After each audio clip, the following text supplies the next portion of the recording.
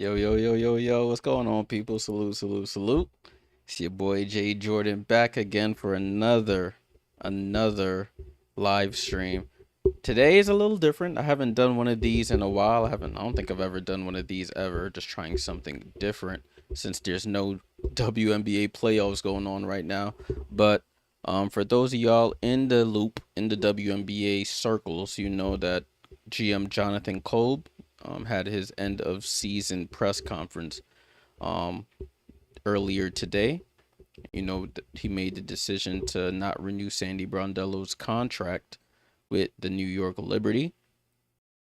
So I listened to it earlier while I was doing things, but I didn't really take a actual sit down and listen to it in depth. I saw people's comments, the reporters, all the beat reporters were putting the clips all online, of the basically the transcript online as they went question by question. So I wanted to hop on stream and take a look at this and take a listen to it as well and see if we could have some discussion about what probably went into him making this decision. So it's a little different than what we're used to, what I'm used to doing here on the channel, but something that I'll probably start doing some more so we can all have a discussion on, because I know everybody has different opinions when they're listening to things, different interpretations. So it's nice to get a broad view of what people think or how people interpret things. All right, so salute to everybody here. It's a pretty lengthy press conference, so I'll try to go through it as quickly as possible. Whatever questions you may have or interpretations you may have, let me know in the comments below. All right, let's take a look at it. Let me make sure y'all can hear, and let's get this started. First off, it's great to see everybody, especially on a rainy morning. I heard there's train trouble and there was a lot going on out there. So I thank you, and I also thank you for all your coverage this year. I know that I always say this when we're in these settings, but I think it's really important. I think that your coverage is not only vital to our team and our franchise in New York, but also just the league writ large. So really appreciate it. I'm really excited today to talk to you. What's up, I want to Matt? talk about a myriad of topics, as I'm sure you do. We want to talk about the season, want to talk about the future.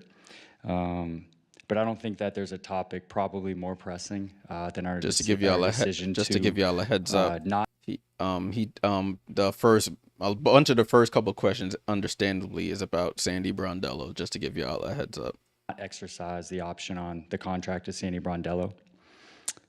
At the outset, I think it's really important that I stress and emphasize that this decision was in no way punitive, nor was it reactive, but it's instead rooted in being proactive. Nor was this decision based solely on the results of this past season. So I'm gonna pause there. See, a lot of people were saying that it was based on the results of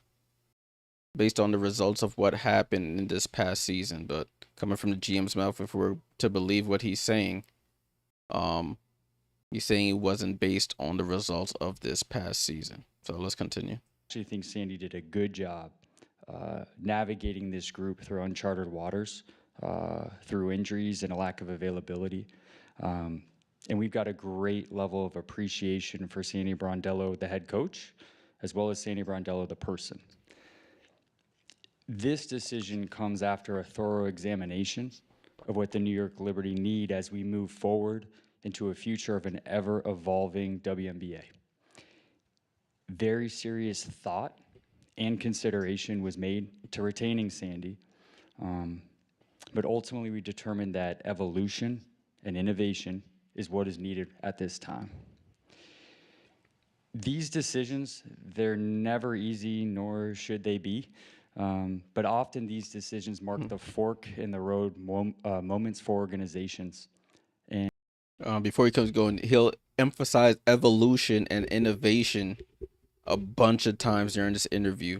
So if we're supposed to read between the tea leaves or read the tea leaves, whatever the saying is, I'm assuming that he's thinking of a coach that's has a strong ability to adapt to certain different situations and innovate and create new offensive schemes and adapt to the changing statistics and analytics that are in the WNBA to make sure the Liberties have a sustainable future. So that's what I'm reading through it. Let me know if y'all have any other thoughts. What's up, Jason? And you can stand still, or you can embrace change and move forward. And my commitment is to keep pushing the New York Liberty to new heights. We believe that embracing this change will bring a freshness and an energy to our group. Sandy Brondello will always be remembered here as the first coach to win a championship for the New York Liberty. And what she accomplished here is not only everlasting, but it's necessary for us to evolve into what is next. So I'm very grateful for the relationship we've built this past 4 years and will continue to have as we move forward.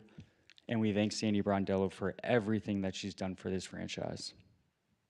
So with that, I'll head it over to Brian. All right. What's going on, cuz? So that was his opening statement. um the long and the short of it is, as I mentioned, innovation, evolution, present and future thinking for the New York Liberty. Um as you heard, he thanked Sandy Brondello a bunch of times there because without her, we would not have that championship last season. So I think it was just he's looking at what Sandy Brondello brought to the table and looking at where his vision for the Liberty was, or and where it currently is, and where he wants it to go. And Sandy's contract was up essentially, and so it was like, do we want Sandy to be our coach for the future, or are we going to start to pivot, especially with the CBA deal coming up? Everybody's going to be a free agent. What is our future looking like? So let me know. That's what I took from it. Let me know if y'all thought something different. Now we're gonna get into the part where the reporters started asking some questions, and they asked some really good questions. They didn't shy away from anything. So let's take a listen. Doug, whenever you're ready. JK, thanks for doing this. Appreciate it. From the outside, okay, I'm not on practice every day, not internal conversations, but made the finals 2 years ago, won a championship last year, started out undefeated this year until people started getting hurt. It seems that you guys were trending the right way until injuries happen that no one can control. Gotcha, Matt. What made you want to make this change? And it seems also from what the player said to Maddie after the game the other night that they seemed supportive of her. So what made you go, okay, I think we need to make a change and go a different direction for next year? Yeah, I think it's a very fair question and a natural one. I think that you're somewhat playing with fire if you make decisions based on the past. I think our organization has always taken pride in being innovative and looking forward and being future-oriented and process-based. And for us, we not only evaluate throughout the season our own team, but we also evaluate the league. And with where this league is going, we felt very confident that we need to move forward in a way that we can evolve and continue to move with the league, if that makes sense. Just let's building pause off this of right what quick. Doug. So this is the crux of his plan. He wants to he mentioned the WNBA and its evolution from a couple of years ago till now, and he wants the team to be able to adapt and grow with the ever-changing landscape of the WNBA, not just personnel-wise, but looking at different analytics that they can use to get the best out of the personnel that they have. There was an interesting stat that Lucas Kaplan, he covers the Nets and the Liberty. He posted a stat here. He said in 2023, just over 70% of the Liberty shots came from three or at the rim. They were first in the league by a huge margin. In 2024, they just dropped 5% to 65 to second in the W. And this year, they stayed at 65%, but they ranked 5th. So you can see they start in 2023, 70% of their shots came from they led the league in this percent in this area. In 24, they dropped to 2nd. And then in 25, their percentage didn't drop, but their ranking dropped. So that means teams are adapting and they're starting to push it further while while he believes we're staying the same and just falling down the rankings. Sierra with Sandy is very traditional in style. Yeah, I mean she's been in coaching for a very long time. Head coaching 2014, but assistants and things of that nature from like early 2009, 2010 around. So that's his vision of that, or his interpretation of that. Let's continue. Just asked regarding players' reaction. Let me just rewind a tiny bit. Just building off of what Doug just asked regarding players' reaction, when Maddie asked following the game, how much were they aware that you guys could potentially go in a different direction? And then following that game, what were conversations like with the players about this change? Yeah. Look, my phone's always on and my office door is always open. So I'm always open and available for feedback from players. And I do believe we pride ourselves in being a player-led organization. But at the same time, I'm also proud of the respect that we built from the front office to the players, in the sense that there's a level of trust that leadership will make decisions. We had exit meetings and we go through those thoroughly with our players. But ultimately, the decision's mine. And then when it comes to that decision, what pressure, if any at all, do you feel in this move forward now, especially considering, obviously, the accomplishments in recent years with Sandy at the helm and the outward support from players of her? Yeah, I don't think, in terms of pressure, I think that's based off of past results. And that's just not how we operate, and we never have. So it wouldn't be consistent to our mission that we've stated for a long time now if we base decisions off of that. And so I do have the belief that our players will now be motivated to know what's next, and that's for us to decide and move forward with. All right, let's take a pause there. So the first question was talking about a lot of comments were about the Liberty or a player first organization. And I saw a lot of comments online about the players love Sandy, so how could they be a player first organization? If they wanted Sandy there, she would be there. But in saying that, being a player led organization doesn't mean the players make all the decisions and whatever they say is final, or else there will be no point of a GM. That means basically the players are able to give their input to the GM without fear of repercussion or fear of being ignored. The GM will take that into consideration, but at the end of the day, the general manager's job is to make sure he does what's best for the team, and he'll ultimately make the best decision for that team as well. When you think about like replacing a coach like Sandy, who's so accomplished, the grass isn't always greener, they say, and you also have to find somebody that's going to make this decision make sense, not just like internally, but also externally. So I guess, what are some qualities that you're looking for in this next candidate? Yeah, also a fair question. I think to, tap onto something you said, we don't make decisions based on external. We base them on internal. I also, just with the way the social media landscape is today, with the way things are clipped, I think it would be really unfortunate for me to list out qualities we're looking for right now when that could easily be used inadvertently to imply something Sandy was lacking. And I don't think that's fair. Not that the question isn't, just what could happen with the reply. What I will tell you is we have a very clear vision of what we are looking for, and we are very confident that we will find that. I think that ultimately when we find the person to sit in the leadership seat there, we will have a forum like this where we can talk about all the qualities of that person. But right now we have a vision for what we're looking for. We're excited to get started.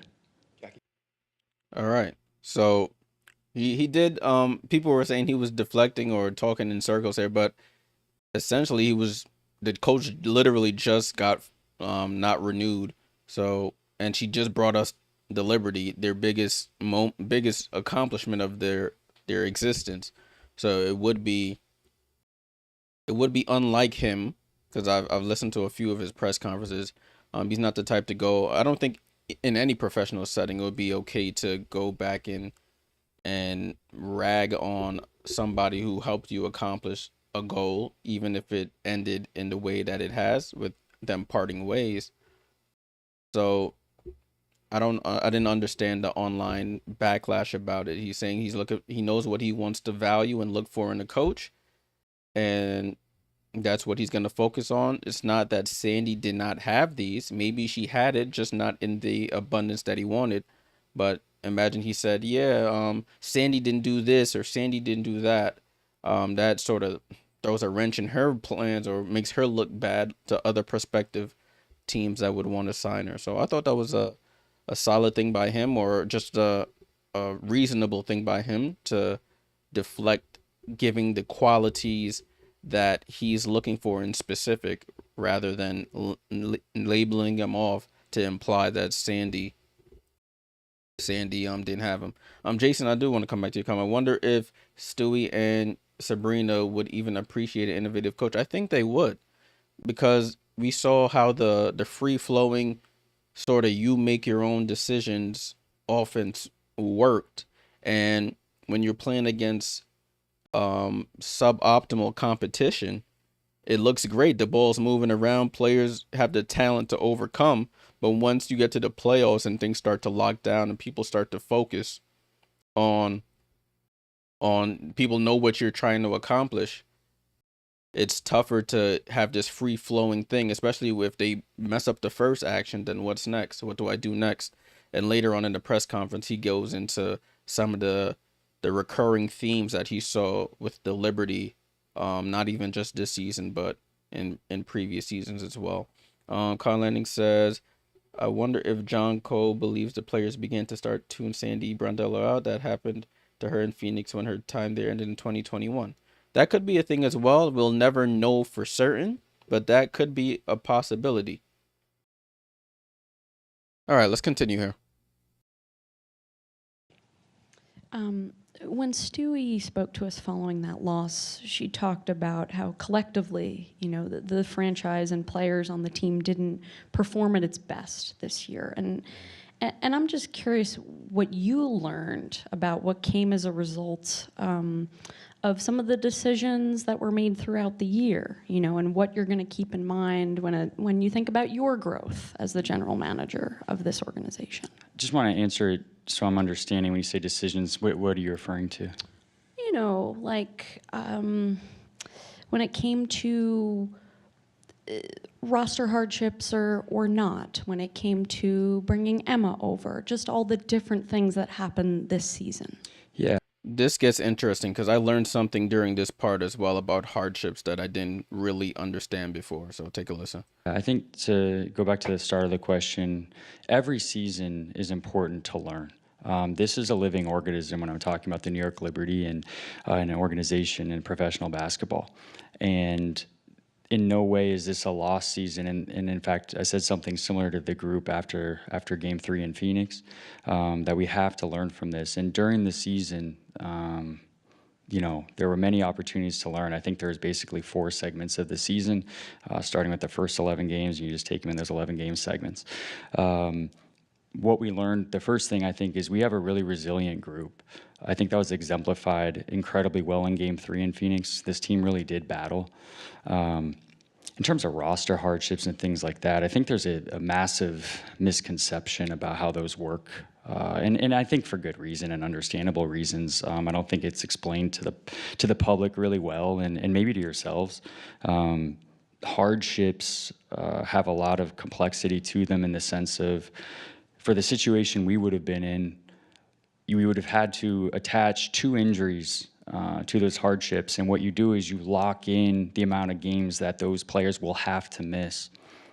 When you're dealing with the injuries that we went through this year, especially to those of John Jones and Brianna Stewart, there's a moving timeline for when they are going to return. And obviously you would like them to return as soon as possible, within reason.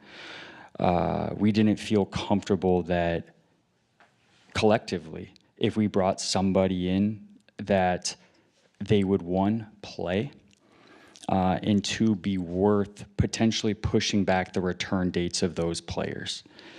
Then later in the year, we did give serious consideration to applying for a hardship with the league. At that point in time, players we were interested in bringing that we felt could contribute were not interested in that.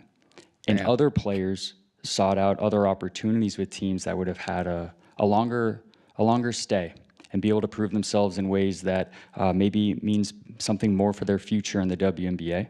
Double damn. And then, quite honestly, at another stage when we looked at it, players that we were interested in were already overseas. And I just think that speaks more to the rules of our league currently that are in place than whether a hardship player would or wouldn't have impacted our season. Does that answer your question?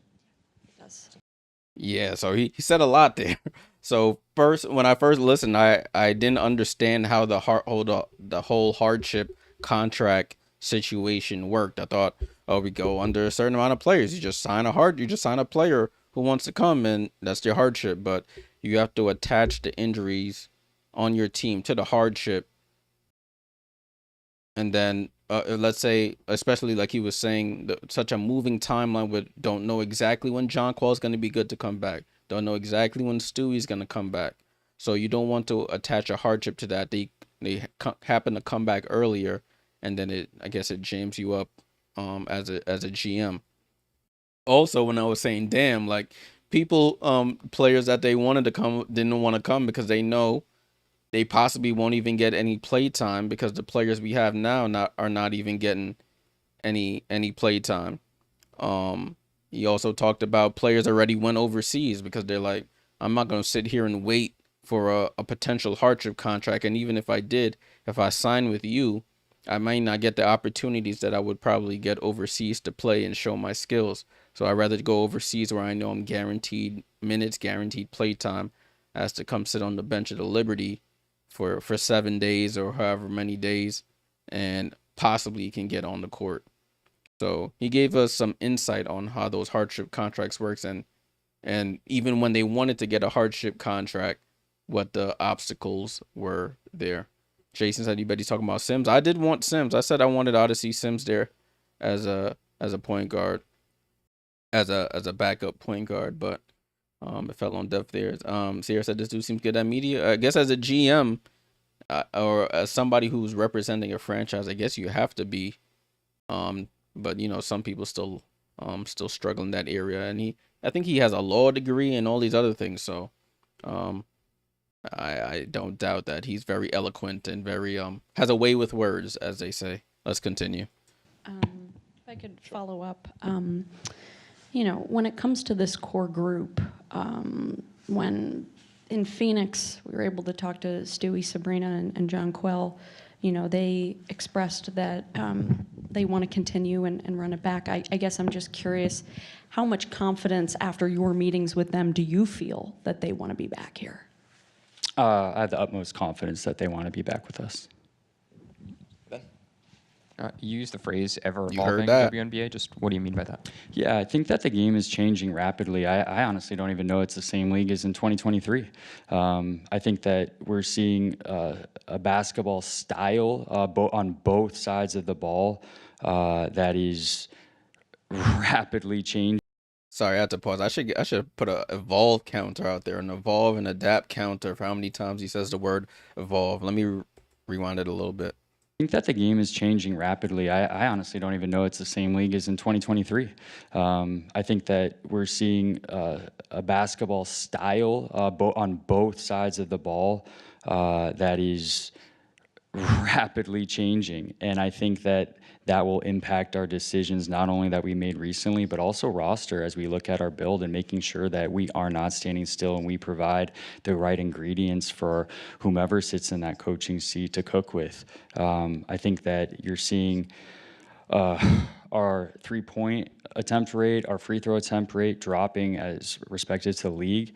You look at our 5-person starting lineup, and you compare and contrast it to 2024, it's actually eerily similar when you look at offensive rating, defensive rating, and net rating. It was actually better net rating wise and offensive rating wise, but it dropped in ranking offensively, even though we scored more points per possession than just a year ago. And to me, that's indicative of a changing league. Just Let me following up pause along this right those quick. lines, I mean, since So that's basically talking to the stats that I gave you guys earlier about how the Liberty, even though in 2023 they're at the tops in some of these categories, even though their percentage has stayed the same, they've fallen down the rankings because other teams are starting to push that envelope even further and overtake them analytically, I should say. So that's what he was talking about. He believes it's been changing since 2023, because in 2023 Liberty were tops in this, and this next year they fell down the rankings doing the same thing. So I think that's why that whole innovation and being adaptable is something that he sort of focused on. All right, let's continue here. 22 and 23, we've Rewind a bit. just following up along those lines. I mean, since 22 and 23, we've seen, a number of coaches, Natalie, Tyler, Becky, Teaspoon. I mean, all of them have NBA experience. Sonia, who obviously you bring in as an assistant to come to the W. Does the next coach of the New York Liberty need to have WNBA experience in Good some form question. or fashion? You say WNBA? Yeah. Do they need to have had WNBA experience? Yeah, I don't think we want to limit our scope on a candidate. I don't. I think that we want to have a really diverse pool of candidates to speak with. I also think these are opportunities for organizations to learn about ourselves from candidates. So we're excited about the opportunity. Jeff? John, hi. Hi, John. Thank you for taking the time today. Good morning. Pause this right quick. So I know a lot of people are saying, oh, they have to go to the NBA or something, but he said we're not limiting ourselves. Listen, if there's a coach in the W that we feel can help us achieve what we're trying to achieve, we'll go for it. A coach in women's basketball in NCAA, a women's coach in the NBA, a men's coach in the NBA. So listen, that all cards are on the table, all options are available for the Liberty, and now it's up to them to see where they take it. Let's continue. Learn about ourselves from candidates. So we're excited about the opportunity. Jeff? John, hi. Hi, John. Thank you for taking the time today. Good morning. Just to point of a clarification on the timeline of the decision to not renew Sandy's contract. Were you able to speak with during exit interviews? Did you make it clear to the players that particularly Stewie, who came out in staunch defense of Coach Brondello, did you make it clear that you guys are going into another direction? And if so, what was that conversation like? Yeah, I appreciate the question, Jeff, as always. I think you can imagine how important trust between front office and players are, so I'd like to keep those conversations private. I also would just like to say that we always take into consideration how our players feel when making decisions, but ultimately we have to do what we feel is best for the organization. And if we believe that change can inspire multiple areas of the organization to move forward, it's the right decision. Perfectly fine. Yeah, so he got a little politician like there. Like I have the utmost trust of our players, so I don't want to share those conversations. But you can sort of read between the lines, sort of there. Appreciate the response. Thank you. And to follow up, moving forward, how do you kind of, for lack of a better term, sell this position to a candidate? Obviously, it's an attractive position. How do you sell the position, though, while acknowledging the pressures and responsibilities that will inevitably come up in a spot where a two-time champion was recently bid farewell less than a year after winning the title? That one got me. I was like, damn, that's a interesting question. Like, how do you have candidates coming in knowing that potentially a coach that just won the championship a year ago got clipped, and I'm coming in like that's a sticky situation. But let's see how he answers it. One time. Or one time. You say two Well, times? two overall. I got you. Listen, we're really fortunate to have the ownership group that we have. What they've poured into this place is second to none, and I think based off of that alone, this is an attractive position, but we're really excited to learn about who is interested in us for the reasons that you stated. I think that this is a place of earned pressure, and I feel that myself, ownership, and our players lean into that and aren't afraid of that. I don't feel this is a place we need to sell. I think this is a place that is a privilege to work at, and it's a privilege to have a fan base such as ours that is so impassioned that they're the soul of what we do. And if that resonates with a candidate, we'll be excited to learn more about them. Nice little answer there. I'll give him that. Like it may be a pressure job, but we're gonna interview with these people and see how they feel about taking the job or what their concerns are about taking the job, and then we'll go from there. What's up, Kat? Thank you, Miles. Hey, Jonathan. Over here. Hey, what's up, Miles? This is kind of somewhat of a logistical question too, but you've talked about the relationships that you've built with the stars on the team. How much input, if any, are you looking for from them? And then what are some of the challenges with the looming CBA ending and obviously having them as free agents? Because are there limitations on how much you'll be able to even talk about them during a potential, lockout or pause in league activity? Yeah, I honestly not sure about the lockout and the CBA and all that stuff. Trust me. See, even the GMs don't even know what's going on with the CBA, so everybody is sort of in a holding pattern until that gets situated. Yeah, if I would love to know. In terms of player feedback, I think it would be foolish to not best understand what they feel they need moving forward, but also understanding that is one factor of many that'll go into the ultimate decision. Hope that answers what you're looking for. Christina? Good morning, Jonathan. Thank you for doing this. My question, since you assumed the role of general manager in 2019, this will be the third head coach hire within that time frame. What does that say about the evaluation process from ownership, from you, the decision making? Because when you look at an organization like the Minnesota Lynx and Cheryl Reeves' longevity in the league, there's a huge turnover rate when it comes to coaches in the WNBA, whether successful or unsuccessful. Mm-hmm.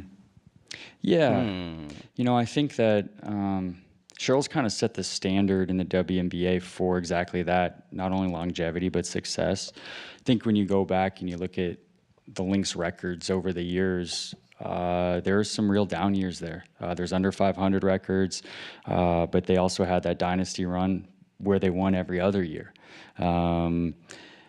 I think that during that time, we just spoke on, right? Like, this league is different than just a couple of years ago, let alone that long ago. And I just think it's more about an evaluation of the league and how the league is changing and who is coming into this league and leading these organizations on the floor. So I think it's more about that. This is not a results-based organization. This is not about not winning or winning. It's about how do we position ourselves to be at the top of the league in a real sustainable way as the league does evolve in the ways we're talking about on the floor. Pause that there. So a lot of people took this part and ran with it. Like, it's not about winning or not winning, but people are like, so what else is there to do? Is whether you win or you lose, that's it. But from what I gathered from his statement here is that there's a way to win. There's sometimes you can win, but the way you've won, as we've seen with the Liberty, there are times where they stink the whole third quarter. They give up a big lead, but they end up coming back to win. There's times where they've lost to terrible teams, but like during the 2024 season, but they end up winning the championship. So I guess his idea is that there's a process, there's a way you win and a way you lose, and the way that we've been winning is not sustainable going into the future, because as you see, a lot of our key players were out this year. because in years past they were playing a ton of minutes, and now this year, I guess all those injuries have come back to haunt them, and they were struggling to find wins. So he's trying to find a way that it's not just one player reliant, that everybody's contributing, similar in a way to how Minnesota, even without all the talent that we have or the Liberty have, they're able to still have everyone contributing in an equal way to sustained success.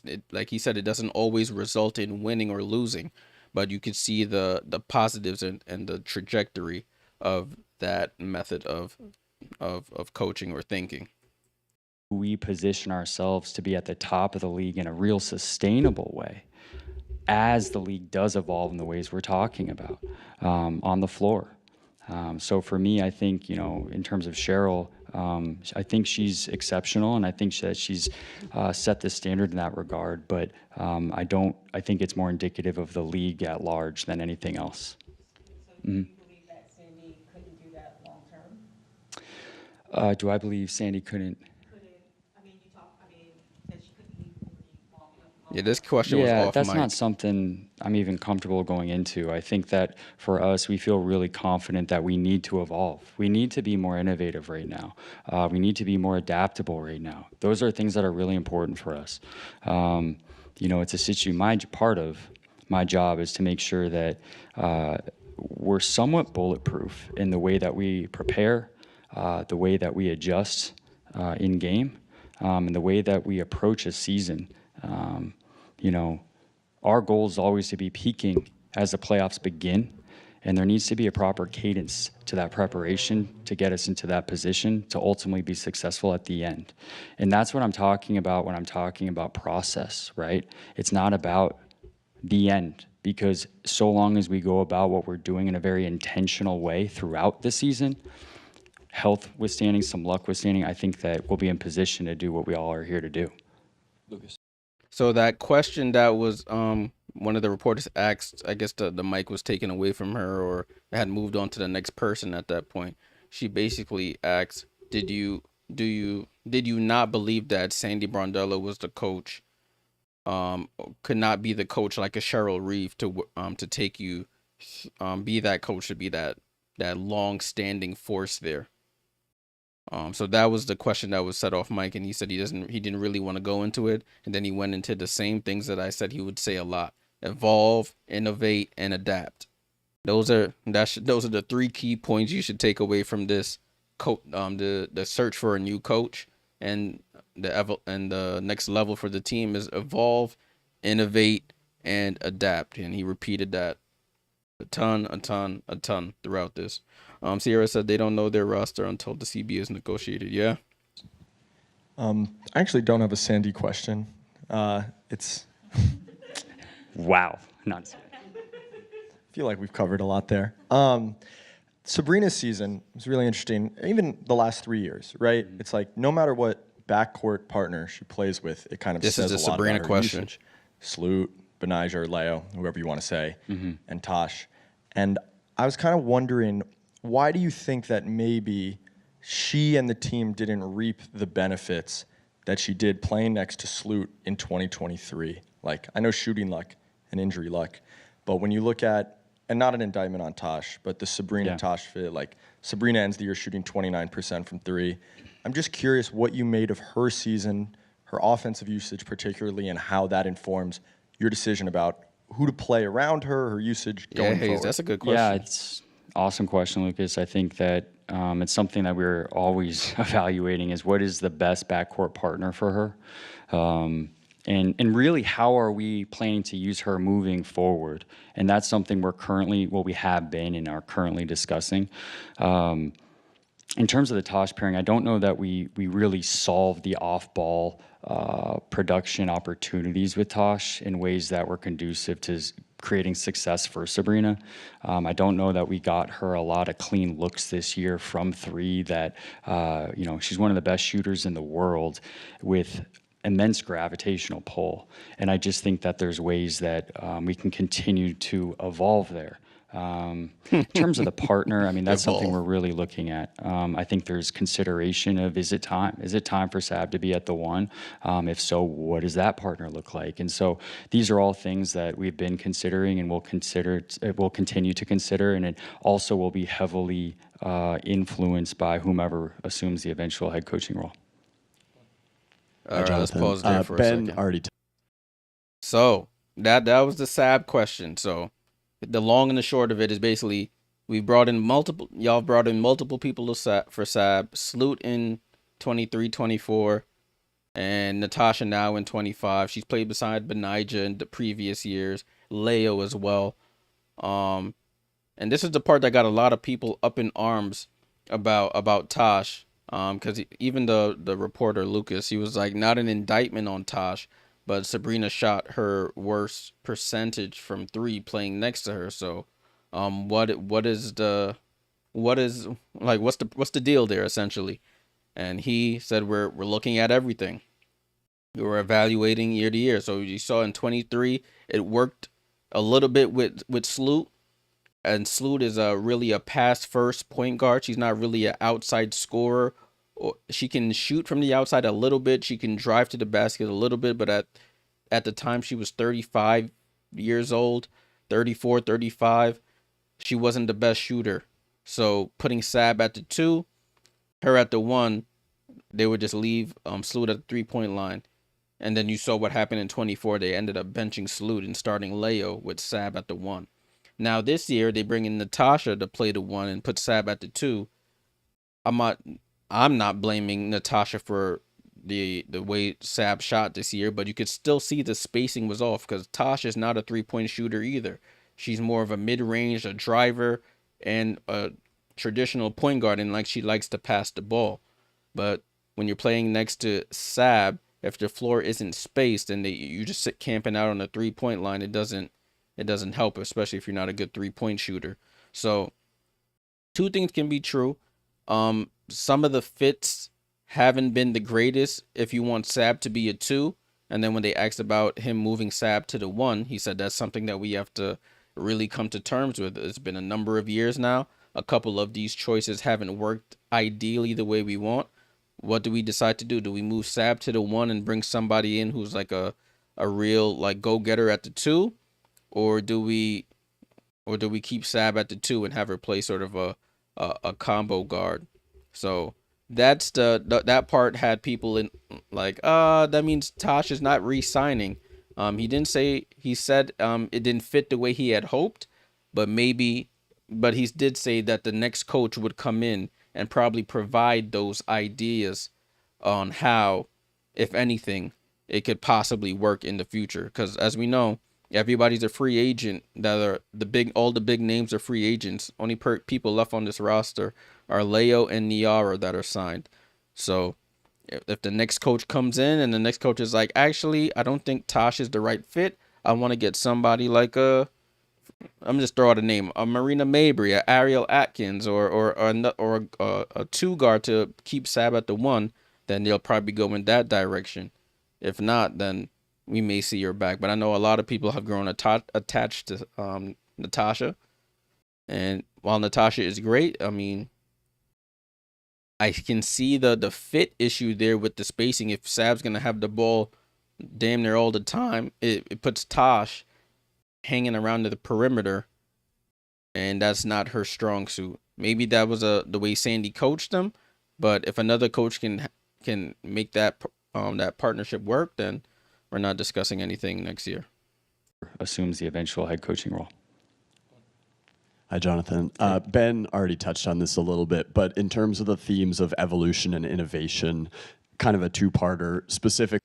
Let me pause this. Hayes, you said until Sabrina improves her game, she will be the problem. What areas of her game need improvement? I will say, she has added to her game every season since I've been watching her. Before she was going more to the basket earlier. Last year she was going more to the basket a lot. This past season she was starting to shoot the mid-range a little bit more. So what areas of her game does she need to improve? Oh, defense. Oh yeah, defense. I mean, the defense is what the defense is. I thought you meant offensively. The defense is what it's gonna be. Unfortunately, she's 5'11", and she's not the quickest of feet. So the defense can improve a little bit, but I can't see her taking a massive leap in that area, for better or for worse, honestly. All right, let's continue here. From a basketball perspective, other than 3-point rate, free throw rate, were there any other aspects you felt had stagnated a little bit? And then when you envision your dream roster for 2026 and beyond, what does innovation look like specifically? Yeah, great questions. Look, I think that our problems this year, not taking health into consideration, but they've been the same problems. I think that the scouting report on us is probably to be incredibly physical with us. It's probably to push us out on the perimeter, and it's probably to be really physical. And I feel like our spacing has been a point of it's been an issue for us. I think that we tend to stagnate as the clock winds down and the pressure mounts, and we go east-west a tremendous amount. Some of that could be personnel based. We have to really look at that. But in terms of being innovative, I think that our spacing principles are things that we want to really lean into. We took huge steps back defensively this year as a collective, especially on the glass. We plummeted. We have to find out why. Is that personnel based or not? So I think we want to get back to being who we have been, but also solving the problems that we still found success through. Does that make sense? In terms of a dream roster, man, I mean, it's interesting, right? We have a massive opportunity in front of us. So do a lot of teams with the amount of free agents that are going to be on the board. And also our cap sheet is relatively clean. So this is honestly, a probably once in a lifetime opportunity for many franchises.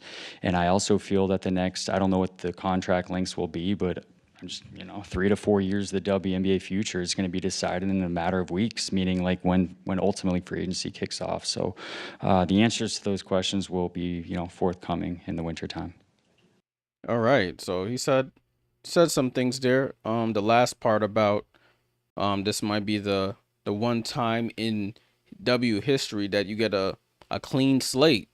Like, there's no time in history where damn near your whole team is, well, the whole league are free agents, from the stars down to the role players.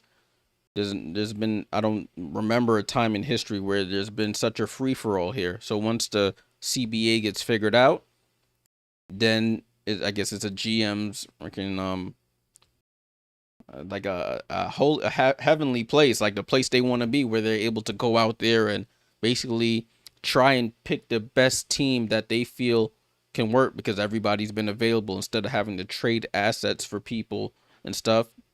If you can present the best package or present the best offer for someone and they buy into the vision, then they're on your team. So that's an interesting aspect there. I forgot what was he saying earlier? Because I did have I should have paused it when I. What does innovation look like specifically? Yeah, great questions. Look, I think that our problems this year. Yeah, there we go. It just reminded me. So he talked about the recurring problems that the Liberty have had with stagnation, going east to west, meaning going around the perimeter instead of trying to get into the paint, which is north south, going like up and down the court instead of around the perimeter. So he said that's a issue that he's been seeing over the number of years. But we're too weak. The teams just out physical us, and when they start getting physical, we start to fold, as we saw in Game 3 there. Game 2 and Game 3, when Phoenix got a little bit physical, whether you agree the physicality was legal or not, then we started to wilt. You saw John Quell throw a tantrum there. People stopped driving into the paint, kept chucking up threes. The only person going in was really Stewie. He's saying, and he took some ownership of that. He said it could be personnel based, which is his responsibility. So he didn't put it all on the coach, but then he went back into his spiel about adaptation and innovation and being able to attack from multiple different angles instead of just the dribble handoffs that we saw a lot throughout the season. But in terms of being innovative, I think that solving the problems that we so do a lot of teams. Opportunity playing those questions will be, forthcoming in the wintertime. We'll take a few more follows in the room and then finish up on Zoom. I have a few just like quick follow-ups, but first off, talking about the season overall, I understand that like assessment can be multifaceted and you can have individual success and failures and everything. But I guess overall, how do you view this season? Do you view it as a success, or is it? I guess what are your thoughts on it? I do, because I think it's not based on a first round out. I think, as some of you in the room have noted multiple times, but for injury, we were right there. I mean, we are a win against a Chicago, Connecticut, Dallas away from potentially being the 2 seed. I mean, this team was up there.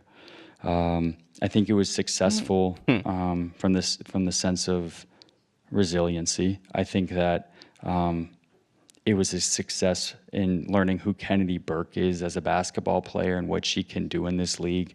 I was really proud of what she achieved, even through the injury that she incurred. I think we continue to see growth from Leonie. I think I was proud to see that. I think that I just learned that our group wants this, and I think that coming out of this loss, sometimes losses are just necessary. And I felt like this year, especially in Game 3, when Leonie went down, this it was like, crazy. Of course she did. She was the one that hadn't. And the toughness that she persevered through. Leonie had a fractured rib. Wow. And I went back in the training room with her during that process, and Leo just looks at me. She's like, "I'm fine." And I'm waiting in the training room. She's going to get an X-ray. Game's going on. I'm watching on the back of house television, and I get a call from our physician, and I'm holding my breath, expecting, I'm expecting news of a fracture, and she's out. So I'm on the phone, and I'm hearing the words that I was fearing was she has a fracture, and I'm waiting for the next sentence to be, and she's out for the game, and I'm watching on TV, and Leonie's checking into the basketball game, because that's who she is. I have thoughts about that, but so I learned a tremendous amount about this group, but also what we learned is where this league is and where it's going, and that's crucial for us. And I know you have more. Yeah. Pause there. Like, remember Sierra, if y'all was in the Discord that night when we were watching that Game 3, and I saw her just hobbling around, even on the broadcast, they were like, Leonie Fiebich tiptoeing towards the basketball. Like, I was like, she's hurt. Like, get her out the game. And then now we find out she had a fractured rib. Of course she was tiptoeing to the basketball because she couldn't bend. Her rib was fractured. So that's another thing that I'm thinking probably sort of played in the head of Jonathan Kolb, even though he's congratulating her toughness and appreciating her toughness. We still had a bunch of other people on the bench that could have provided something, even though Leonie, she was out there and she was still serviceable. I'd rather have somebody fully healthy from the bench to come play than Leonie tiptoeing around trying to put it all on the line with a fractured rib. It was Leonie Fiebich, Cat. Leonie Fiebich had a fractured rib in the first couple minutes of that Game 3, and then came back and played. But you could tell she wasn't herself because she couldn't really move without pain. I mean, I've never had a fractured rib, but I can assume having a fractured rib and playing a physical team like the Mercury and a physical sport like basketball. I think, what was the play, Sierra? I think it was Kalia Copper was going to the basket, and I think either kneed her or kicked her in the rib. I don't remember the exact play because I think I had joined the stream a little right after that. But I think Kalia kneed her in the rib there. I do want to go into this comment. Jason says icky vibes from this guy. What do you mean? Is it the hairdo, the glasses? It looks like dude from what's that show that was on Netflix? The stalker guy. Is- I forgot the name of that show. But that's why? Is it the way that his haircut and the glasses? Yeah, man. That's what I'm talking about. You? Is he giving that type of vibe off?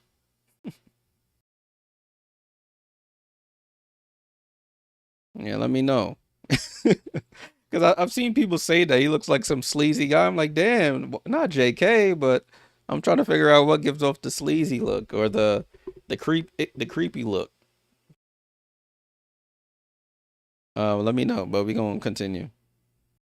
Hold on. You talked about like how you want to be innovative and adapt and stuff. And when you look at like obviously WNBA, NBA are very different, but some of the modern principles that they have in offense and defense and how that could be potentially carried over to this league. Yeah. I think about JJ and playing in like a 5-out movement offense like you guys were trying to do this season and had some success in. How do you find that balance with her in terms of like wanting her to be on the perimeter, but also get inside and post up?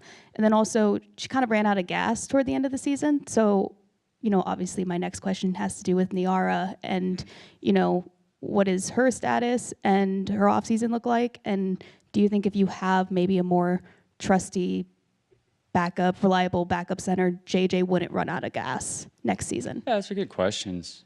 First of all, I think we played Izzy at the 5 a fair amount, and I think Izzy has shown the ability to make an impact on the floor. And when I say impact, minutes that equate to winning, I think is Isabel Harrison provided. And I should have mentioned her at the outset of what we learned with her this year. I want to pause there. See, that's another thing. So Jonathan signed Isabel Harrison in the offseason. She started off the season with a brace on her knee, recovering from that knee injury that she had.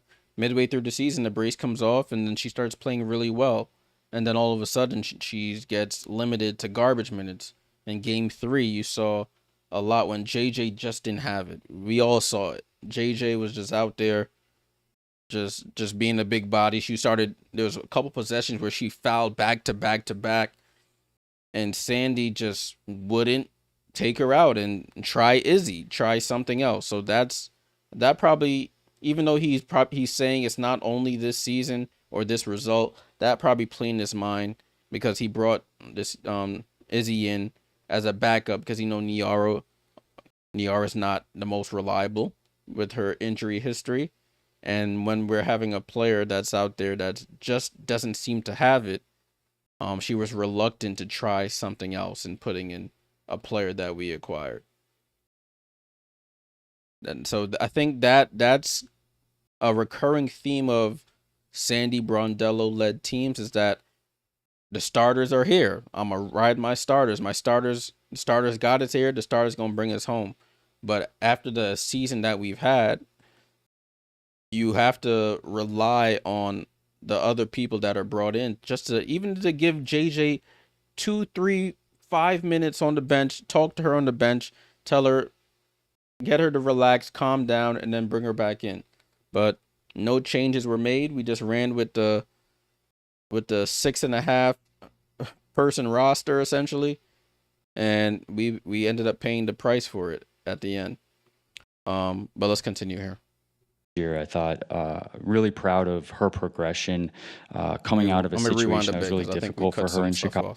Her minutes that equate to winning, I think, is Isabel Harrison provided. And I should have mentioned her at the outset of what we learned with her this year. I thought really proud of her progression coming out of a situation that was really difficult for her in Chicago for a lot of different reasons. I think you saw throughout the season, she took off that brace on her leg, which is at the time a mental battle for her. And then we saw her move in ways that she really hadn't since her time in Dallas. And I thought that she made an impact on the floor, and we utilized effectively in the backup 5 position for us. In terms of JJ and the balance on the floor, that's really a question for whomever will assume that head coaching role. I do think that JJ's skill set is incredibly dynamic and incredibly unique, and that there is a benefit to her being on the perimeter, but there are also moments where we can increase that domination on the floor in the post. But that is for whomever sits in that seat to decide and navigate those spaces. In terms of Nyara, there is no question about Nyara's status as a player in this league and what she's capable of, and I think everybody in this room probably agrees. It's a matter of health with Nyara. She had a tremendous offseason playing for Fenner, and we were very optimistic with her coming into the year. And then her body just wouldn't allow what her heart and mind wanted it to do. So no, I think that we do understand the importance of having positions behind Jonquel that can impact winning. I do think we had that with multiple options this year. But in terms of JJ as well, I think that, to be fair to her, I think that the injury she sustained was a major setback for her, and she did everything she could to get back to that level, and I just think she needed a bit more time. Just quickly going back to the way the landscape of the Before W. get into this one. Yeah, so you saw he bigged up Isabel, he bigged up Nyara, and of course we all know Nyara's issue is the health. She's been dealing with the knee issue since college, and it just followed her to the W. She even went to Germany during the season, quiet as it's kept. Probably went to get that Kobe Bryant surgery when Kobe had the knee issue. He went over to Germany for something that I guess in the U.S. you can't get. Flew back home to Germany to get that knee, get that special stuff on the knee. I don't know what it is. I don't want to assume, but she went to Germany to get something done with her knee, and unfortunately, she didn't really get to play the rest of the season. Same with Jonquel. Like he mentioned, she got injured and just couldn't get back to that level she was during those first couple of games of the season before she rolled the ankle or sprained the ankle, whatever that situation was. All right, let's continue here. Has changed. How? Just quickly going back to the way the landscape of the W has changed. How has that impacted the coaching pool during? I mean, just in your tenure here with the Liberty, how have you seen the coaching pool change? Even in respect to, again, seeing candidates from outside the W have real interest in coming into the W space, and how has that impacted your decision to go in a different direction? Also, I forgot to mention earlier, and after that last comment about, you can start to see as he's talking, you can start to see the difference in philosophies. So he mentioned with Jonquel, she's dynamic. She can be out on the perimeter, but he felt that she could be more effective inside like she was in years past. The Liberty instituted a 5-out offensive system this past season. So that's just a big conflict in ideals. 5-out has everyone along the perimeter for the most part, because it's 5-out means 5 outside of the paint. Everybody on the perimeter, which is why our rebound numbers plummeted. That's why a lot of our rebounding numbers plummeted. I mean, that's not the only reason, because on the defensive end, we still couldn't get boards like that. But on the offensive end, when everybody's outside of the paint, once a shot goes up, there's nobody there to try and get an offensive rebound, which sort of kills you there, which is why we lost a lot of the rebounding battles throughout the season. So that's a direct conflict in philosophies right off the bat. All right, let's continue. A great question, Annie. And W have real interest in coming into the W space, and how has that impacted your decision to go in a different direction? It's a great question, Annie, and also I think it kind of plays off of yours earlier, Christina, in terms of Cheryl. Like, I think, I've been in this league, you might not believe me, but I've been in it for over 16 years in just different jobs. And my goodness, coaching in this league has changed so much over the years, not only of who's come into the league, but to your point of who wants to come into this league. In the past, it was really difficult to find options in the coaching realm. And I think that plays into some of what you were referring to before. I just think that the optionality certainly wasn't to where it is now. I think at the outset of our conversation today, where I'm thanking you for your coverage, it matters because I think that candidates are now looking at this league not as a stepping stone, but as a destination. And that should be tremendously exciting. So for me, I feel that the pool is vast because of the growth of the league, the storytelling around the league, and the caliber of players that are not only in the league now, but are going to be coming into the league for the foreseeable future. And for that, it's tremendously exciting. Two quick ones. Do you have a timetable for when you want a coach in place? I mean, by the new year, obviously by whenever free agency is, but do you have a timetable when you want someone in place? Yeah, we don't want to put a timetable on it in the sense of we want to, as long as it takes to find the right person. Obviously, we'd love for that to be on the sooner end of things, but we're not going to rush anything. We need to nail this. Our players, if we're going to make a bold decision like this, our players deserve to get the best, and so we'll take the time necessary, but no timetable on it right now. And the other one. All right. So just to touch on some of the things he said, the last one he said, no timetable on the coaching. They want to make sure they get the right decision, of course. But ideally, you want to make sure that decision is done as close to that new CBA happening as possible. So I think the CBA expires end of October.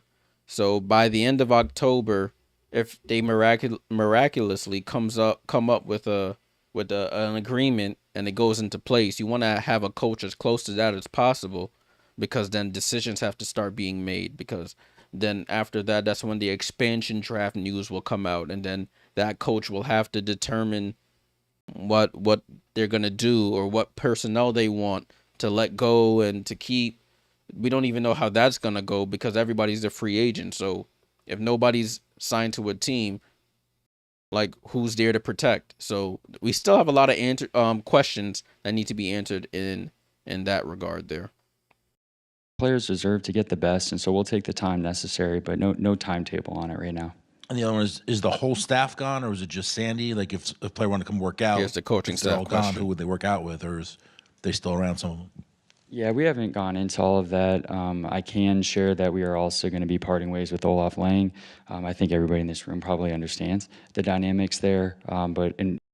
Shout out Olaf. Olaf is Sandy's husband, who's also an assistant coach, if you didn't know.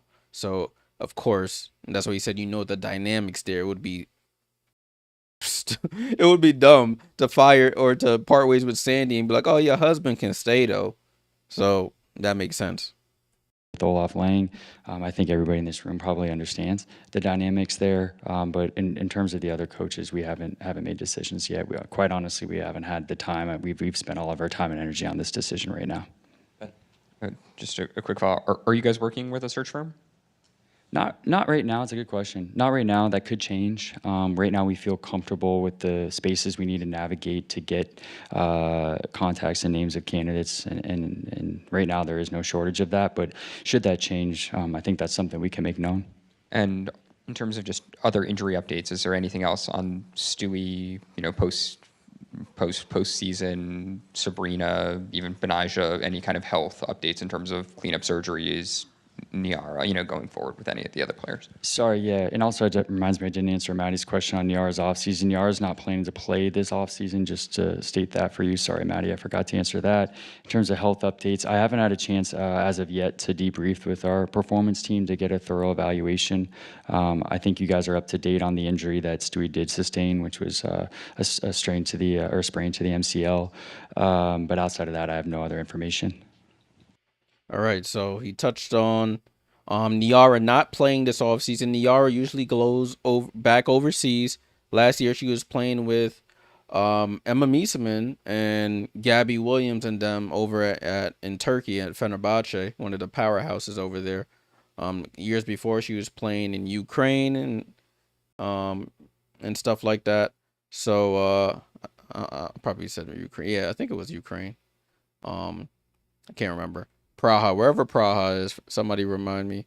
But Nyara is going to take the season off to rest and recover, and then she'll come back next season, hopefully fully healthy with a clean bill of health, ready to help the team. As you heard about the coaches, no Olaf. They haven't made a decision on Sonia Rahman and all these other assistant coaches. I think there was another question quickly asked after if they're going to hire a search firm, which I'm assuming is a firm that helps them search for a new coach. And he said we have a list of contacts and names in abundance. But if it gets to that point, then I guess we'll use that option. Conlandi says Liberty should call Aces after the season, see if Becky. Nah, Becky ain't leaving. They treat Becky too good over in Las Vegas, especially if they end up winning the chip. She ain't going nowhere. But let's get back to this. Jackie. Almost done, y'all. But something I heard you say that stood out to me was you talked about part of your job is to make sure that the team is bulletproof in the way that the team prepares and adjusts. I guess I'm just curious if you could explain what you mean by that. Yeah, part of that is to just make it so that no opponent can take everything away. That's by making certain that our roster doesn't have any real redundancies where they're not necessary in terms of like reinforcement if an injury does take place, but to provide the ultimate level of optionality for our coach to be able to tap into when needed based on what they feel is necessary to have on the floor at that time.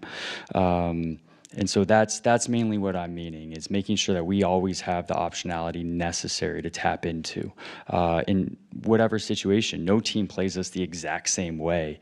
And so that's the point of having 12 players. I think we were very intentional about having 12 players this year for a reason and not operating with 11. So that is what I mean about that.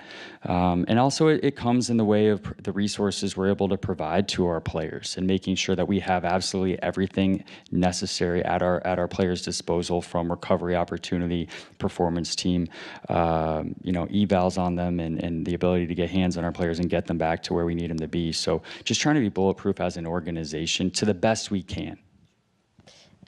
So you talked about being bulletproof. To the best of their ability, and that includes all the checkups and proper stretching, diet, all that stuff to make sure the players are as healthy as possible. I mean, you can't guarantee somebody will be healthy the whole season, but try to do everything preventative as possible so that in the future, so that they can perform on the court for the future. And also building off of that, how do you reflect on how the 2025 roster was constructed, and what did you make of some of the folks on the bench and their moments of playing, moments of not playing? Yeah, I see what she did there. I feel comfortable with what we put together. I think this season we saw how much Benijah matters to our team. I think that when we sustained that injury, it increased the importance of acquiring Natasha. For the reasons I stated earlier, when you look at our starting lineup, it was the best starting lineup in the league with very little drop-off from the year prior. But there are moments this season, especially on the floor, where I felt that third scorer, somebody that can navigate at three levels for us in ways that Benijah can do. But then also on the defensive end, we have something really special when Leo and B are out there guarding the wings together. They're on a string moving, and I think we saw that. There was no fix for that. I thought we did as best as we could. In terms of the bench, I was really proud of the minutes that Rebecca Gardner gave us. I thought she was very poised and patient this season, which is difficult to do coming off of the injury she sustained and worked really hard to return from. But I thought, and if you look analytically at her numbers, she was one of the best bench pieces in the league this season when utilized. I felt that, like we talked about earlier, that Isabel Harrison and Kennedy Burke really gave us a lot off the bench when they were on the floor for us. So I was proud of that group and what they brought. I don't think this season was easy for any of them. As we navigated the space of injury and stepping up into roles when we had injury and then being put back into their respective roles once players returned. But in terms of the roster, I was proud of it. I think Emma Miesemann, that's a player that I think we just needed more time with. I felt like when she arrived, she was playing off of instinct and feel, and I think you saw flashes of what she can do in this league. And I do think that there's a role for her in the league that can be really impactful. I just think we needed more time to integrate and. But the schedule is the schedule. Practice availability and time is what it is in our league, and I think that just the timing that she arrived at with the runway we had or lack thereof was impactful to the amount that she could contribute for us. Yeah, so he said a lot there. I don't think any GM would publicly say, yeah, I'm not proud of the way I constructed the team or the bench or whatever. He did support his reasoning with stats. I don't know how true the stats are, but did support his reasoning with stats. Rebecca Gardner being one of the best bench pieces in the league and he threw that when utilized in. I don't know if that was a little dig at Sandy for not utilizing. Same thing with Izzy and Kennedy. But like he mentioned, Benija Laney Hamilton losing her right at the beginning of the season. Threw a wrench in the plans. Kolb had to adapt, and he went and traded away some picks to get Natasha to try and supplement that. But B and Natasha are two different players, and we saw that this season. B can score from all three levels. She's a bigger body, a bigger wing defender, bigger than Cloud, I believe. I think Cloud is 5'10", 5'11". I think B is around 6'2", if my memory serves me right. So, and then the continuity factor also played a part in that because you could have B and Leo on the wings instead of it being Tosh and Leo. And then Leo always has to guard the best wing defender or the best wing player instead of being able to switch off with B and throw multiple options there. And they were working on a string last season when B came back. So, you saw he's to me it sounded like he was throwing just a little dig. Just I don't know if it was intentional or not, but it sounded like a little dig, like when utilized, when they were on the floor, stuff like that. Meaning that maybe if they would have played a little bit more, it would have been more impactful. But I'm just trying to, I'm trying to read between the lines here. Let's continue. I guess my question is sort of in the same realm of roster. I know you emphasized that adding size was the key to winning the title in 24, and you sort of kind of went with that strategy this season as well. Is that something you look to repeat, or are you going to change something next season? No, that I don't believe needs to change. I think that is something we were on the cutting edge of, just in terms of always. And you guys should just write it for me. It's what I always say, but it's two-way ability with size, length, and athleticism. Like that's the formula that we feel fits around Jonquel, Stewie, Sabrina.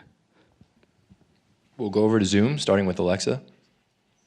Hi, Jonathan. Following up on what you were just saying about Emma, have you had conversations with her about, what next year could look like? Would you be interested in bringing her back, just given the fact that, like you just said, maybe it ran out of time this year, but would that be something that you all would be interested in longer term? Yeah, as you all probably have come to know Emma, especially this year, she's very mission-based. So the mission was here, and now she's going to her next mission. And the way Emma operates is she doesn't make decisions, which I respect. She doesn't make decisions before necessary. So I'm not sure what Emma's plans are, and transparently and truthfully, I don't believe Emma knows what Emma's plans are. In terms of our interest level, initially is yes, but ultimately that needs to fit with whomever the head coach is in their plans. See, I don't want to call it a cop-out, but it's truthful. It depends on what the next coach wants to do, essentially. If the next coach doesn't believe that a certain player fits the system that they as a collective want to run, then that player won't be there. But as you said, Emma's very mission based. Emma's very she'll do her goal was to come to New York to play in the W. She played. Now she'll go back and we'll see what she does next. He does have a law background, Sierra. He does have a law background. I think he went to law school. I don't know if he finished or not, or because he switched careers, but he does have law background. Taria J, salute for the sub. Salute, appreciate you. But yeah, so that's his whole philosophy on the Emma Mieseman situation. It depends on what the next coach, what the coach they hire wants to do. Let's continue. Erica? Thank you, Jonathan. I hear you talking about bulletproof, but it also sounds like there's a little bit of future proofing that you're trying to do with the organization.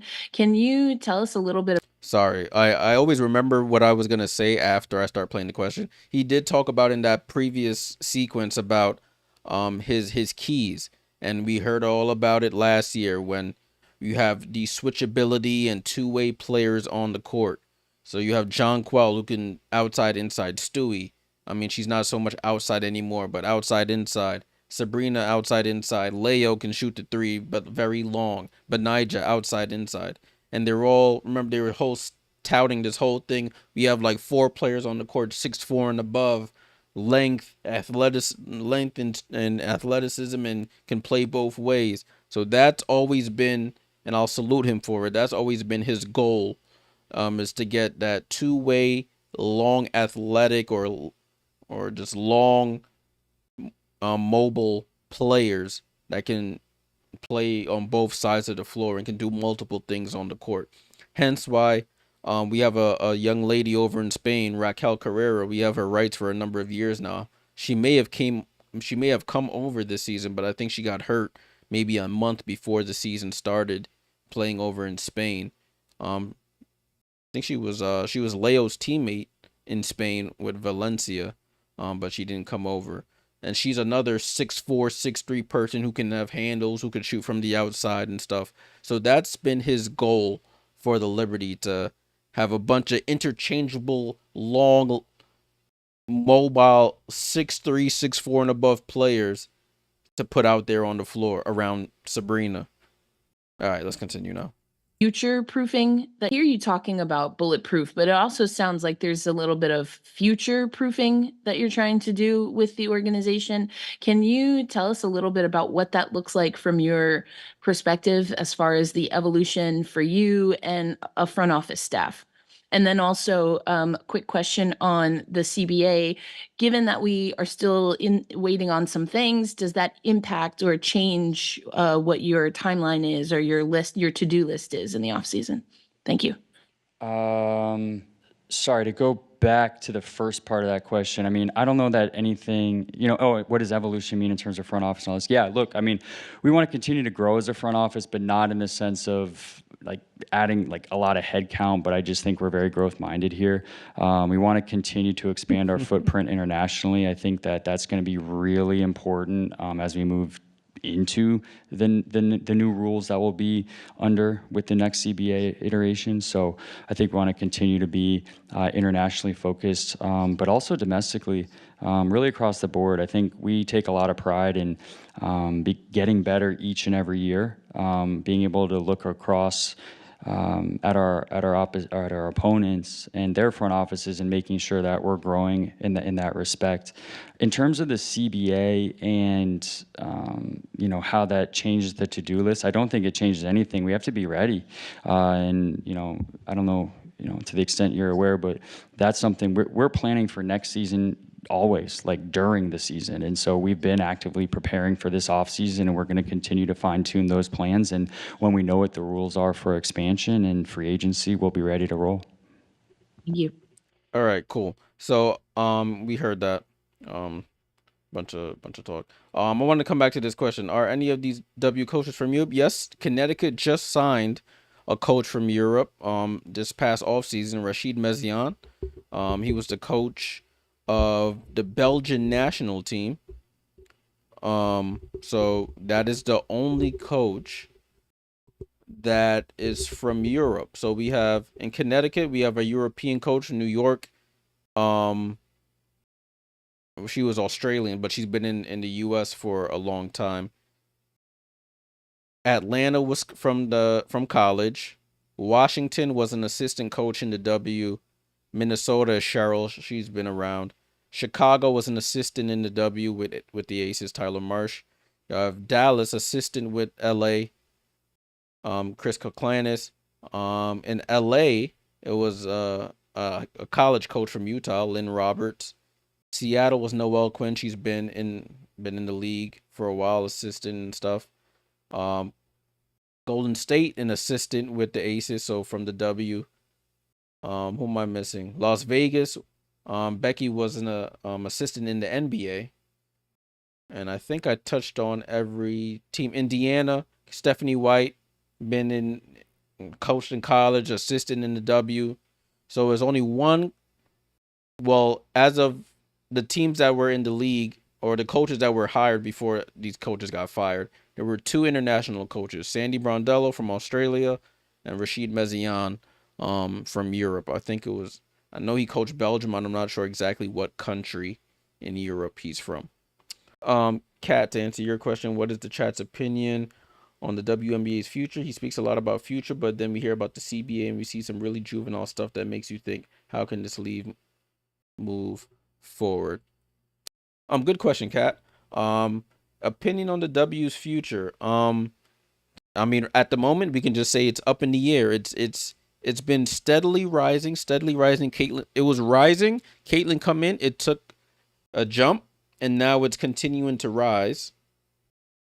Mads, in terms of juvenile, I think it's things determining about percentages of or things that they feel should be included in the deal.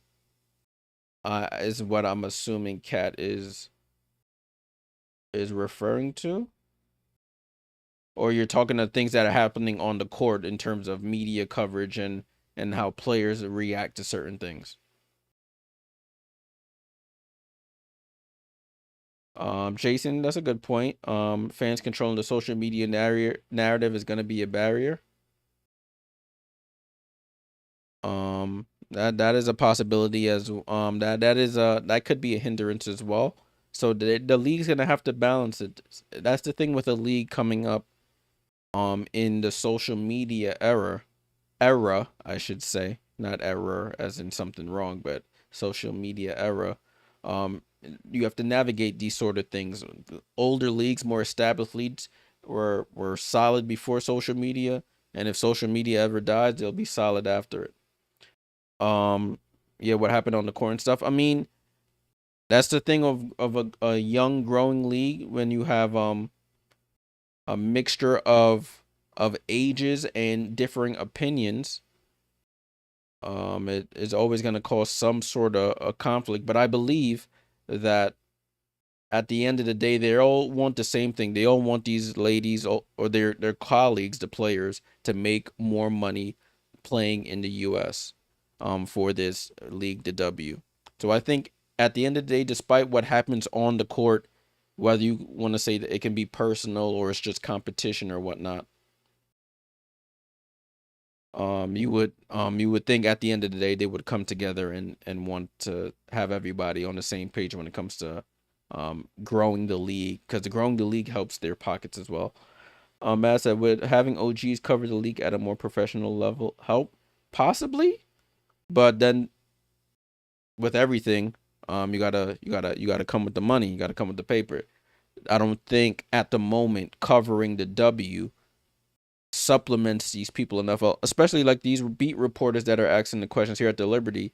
I follow a lot of them on social media to get my news about the Liberty, and a lot of them have to have other jobs just in addition to this in order to make ends meet. If you can have somebody whose main focus is to cover a team or the league, then it would make it financially beneficial, then you would probably see more people flocking towards it or more people interested in it. But until they can sustain themselves covering the league, then you're gonna get the people who are doing it for the love of the game, and then that's when you see the narratives on social media that W media is just fans masquerading as reporters and all these things. While it may or may not be true, that's the drawback of covering the league at this point in time. Man, I could fix everything, man. I'm gonna see what I could do. I'm gonna see what I could do. We'll finish with Cassandra. Last question, y'all. Thanks, This is the last Jonathan. one. Thanks for When hanging you were out with talking me on the about game stream, though. 3, you ended it by saying you learned where the league is and where it's going, which obviously has been a theme today. How much of that innovation and looking forward, especially when it comes to the coaching change, was a consideration from last season within the championship season when you were thinking forward? Good question. So it was very much under consideration last season, and I think This as was a evidenced big by one. that is we won the championship, but it's not about the end result. That moment will always mean the world to me, and I know many people in this city and our fan base, but it was about how we went about it. So we started to see the league change last season as well, but we felt coming into this year that we really wanted to lean into continuity. Continuity can be a catalyst at times, and we felt that would be important. But coming out of this season and really seeing an influx of change on many teams, it made the decision timeline tangible and one that we can be actionable on. Awesome. Thanks, Jonathan, and thank you, everyone. Awesome. Thanks, everybody. Appreciate it. All right. So that last question was basically, were you thinking of, or like, was this decision, when did you start thinking about this coaching decision? And he said this decision was made or started being made. Let's rewind it. I forgot. I think he said. And our fan base won the champion. And how much of that innovation and looking forward, especially when it comes to the coaching change, was a consideration from last season within the championship season when you were thinking forward? Good question. So it was very much under consideration last season, and I think as evidenced by that is we won the championship, but it's... There we go. So he's basically, she asked about the coaching change and was it within last season that you started considering it? And he said yes, it was within last season. And he said he's eternally grateful for winning the championship, for what it meant to the city, the organization, the fans. But like he continued to say throughout this press conference, it's not about the result, it's how you go about it. So that's his thing. That's how I go about it. And he said, I saw the league changing even last season. And then he said, we won. Essentially, he was saying we won, but so this year I decided to go with the continuity factor. Instead of making a change, let's go with continuity, see if we could do it again. And as we all know, we see how that played out. So this wasn't just a fly-by-night decision that they made after the game against Phoenix. This was something that's been brewing, and a lot of Liberty fans and people who follow the team alike have noticed this and have been saying this. Like, listen, if the Liberty would have lost that game to Minnesota on their home court, that game 5, that's back-to-back finals you lose on your home court. I don't know how you escape that as a coach. So we saw the cracks forming throughout the season. Thank God we won the championship. I got my little trophy over there, my replica trophy. But since we won, you can't fire a coach right after you win. You say, let's try and run it back for one last time. And first round elimination with all the injuries and whatever else happened. And then the team decides to move on for the future. Let me come back to some of your comments there. That was the last question of the press conference. Con Landing says, in my opinion, the OG WNBA players who are still playing are just trying to hang on in the league until the new CBA is ratified, which could include a significant pay rise. But listen, there are still OG players that are really serviceable and are the best players in the league. Some of the best players in the league, I should say, because Asia's 29. She's not in W year, she's an OG, but she's not over that 30 mark. Stewie's over 30. John Quell's over 30. You have a number of players. I can't remember all of them off the top of my head, but you have a number of players that are over 30 that are still really good at playing basketball. So I don't want it to make it seem like they're just holding on for the check. They still love the game and they could still affect the game at a high level. But I will, on the other hand, say there are probably like a few that are past their prime and are just holding on by a string here. But as more teams get added and more young players come in from the college ranks, then you gotta prove your worth, and if you can't, then you'll be out the league.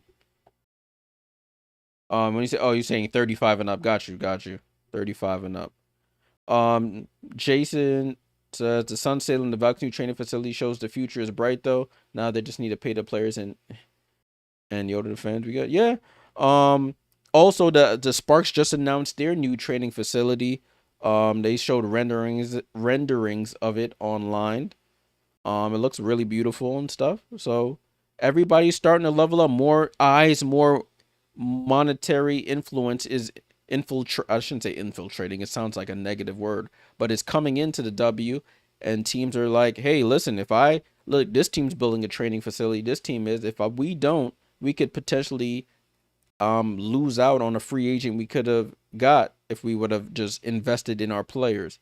So everybody, even though it's follow the leader, I guess it's follow the leader in a good way. That should have just been done a little earlier, and to support these players here. All right, that was the last question in the press conference. That's why I named the stream Adapt and Innovate Evolution. That was his main keys throughout this press conference. We did learn a little bit of what went into the Sandy Brondello non-renewal contract, the ideal partnership for Sab, and what his thoughts on that is, what his idea of the future of the coach and the organization is, and some of the future plans of some of our players during the off season as well. His and we learned about some of the hardship rule and what goes into making hardship contracts as well. Because I that's something I definitely learned today. I didn't understand the inner workings of how hardship contracts operated. And then yeah, so that's it for the Liberty press conference. Any questions y'all have? Let me know.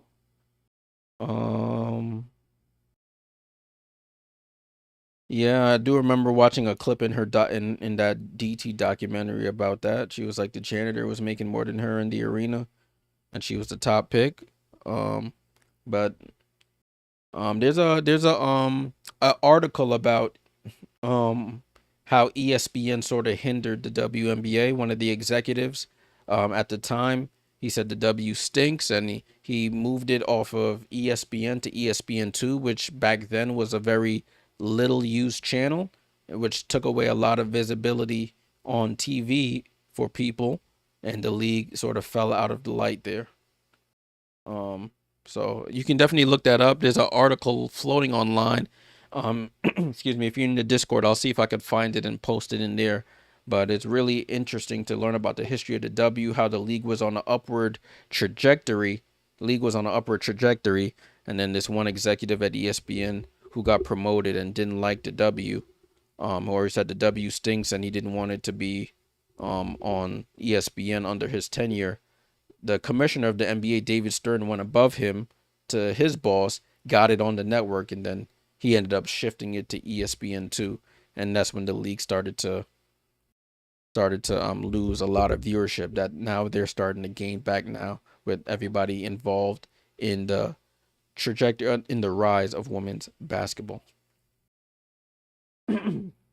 Okay, so that's it for me, y'all. Appreciate y'all tuning in. I hope y'all learned something, understood where Jonathan Kolb and where some of the majority of Liberty fans saw, and the decision making that went into us parting ways with Sandy Brondello and the future of the New York Liberty.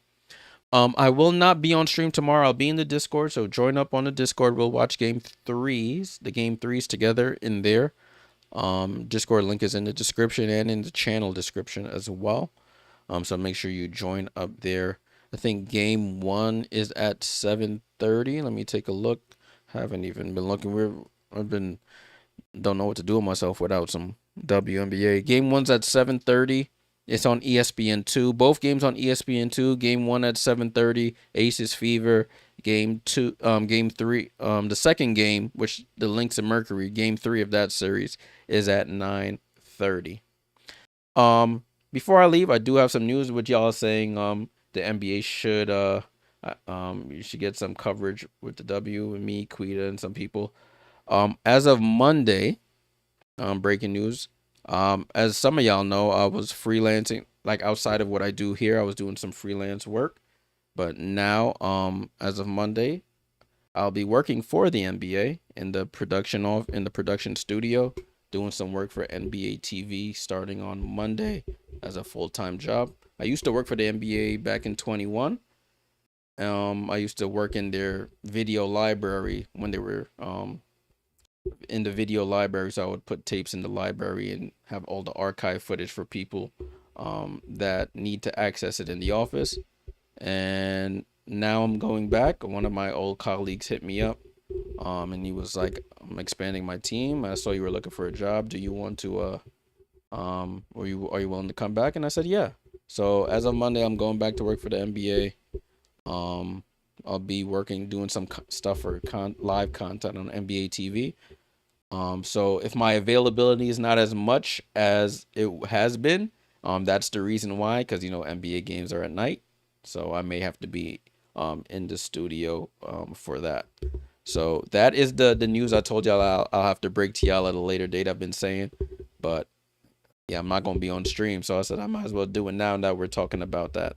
I'm gonna be behind the camera, Sierra, not in front of the camera, behind the camera. So it's a new journey for me. Exciting. It's good to go back to the NBA. I didn't want to leave at the time, but it was during COVID, and at the time they weren't paying enough, and I got a higher paid job. But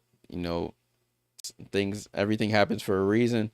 So I'll be going back there. So I'll keep y'all updated with stuff that we're doing as much as I can. I don't want to I don't know I know what I'm going to be doing, but I don't know exactly what they're going to have me start on. The NBA season is going to be starting soon. No, I'll be more like a TD, more like more like a TD and like producer sort of deal. So no cam op work for me. So I'll let y'all know whenever I'm working on stuff, and you'll probably catch it on NBA TV or not. But I'll let y'all know. But I'll keep my word. I'll try and get some live streaming stuff done for some NBA games throughout the season. To keep y'all in the loop with what's going on in the NBA, and then whenever some WNBA news pops up, we'll pop on a stream like this, and we'll chat about it and talk about it. So, yeah. All right, that's it for me, y'all. Appreciate y'all tuning in. As always, remember Game 3 tomorrow. I'll see y'all in the Discord. Unrivaled, definitely, cuz we'll be doing Unrivaled. I did Unrivaled last season. It was really fun.